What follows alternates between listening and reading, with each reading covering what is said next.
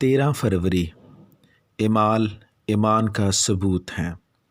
पैदाइश 22वां बाब उसकी 9वीं आयत से 12वीं आयत तक। इब्राहिम और इसहाक के लिए ये बहुत बड़ी आजमाइश थी। ईमान एक साबित कदम हकीकत है। खुदा ने कहा, मैं अब जान गया कि तू खुदा से डरता है। पैदाइश 22वां बाब और उसकी 12वीं आयत। इब्राहिम अपनी ज़िंदगी की सबसे बड़ी आजमाइश पर गालिब आया। खुदा की आवाज़ एक अजीब सी चुप में बदल गई और कहा, मैं अब जान गया। ईमान हमेशा इमाल से साबित होता है। यकूब अपने ख़त में लिखता है, जब हमारे बाप इब्राहिम ने अपने बेटे इसहाक को कुर्बान गाह पर कुर्बान किया तो क्या वो इमाल से रास्तबाज ना ठहरा? पस तूने देख लिया कि ईमान ने उसके इमाल के साथ मिलकर असर किया और इमाल से ईमान कामिल हुआ। यकूब का ख़त उसका 2 बाब और उसकी 21वीं और 22वीं आयत।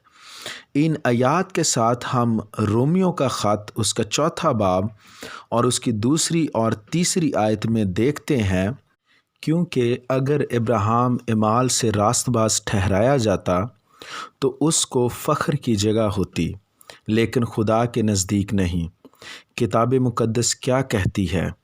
ये कि इब्राहिम खुदा पर ईमान लाया और ये उसके लिए रास्तबाजी गिना गया।